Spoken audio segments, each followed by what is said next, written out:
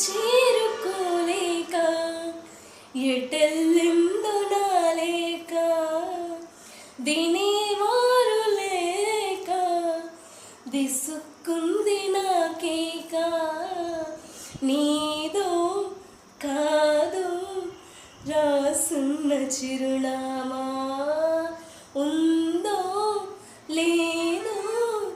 ఆ చోట నా ప్రేమ వరం లాంటి శాపమేదో సొంతమైందిలా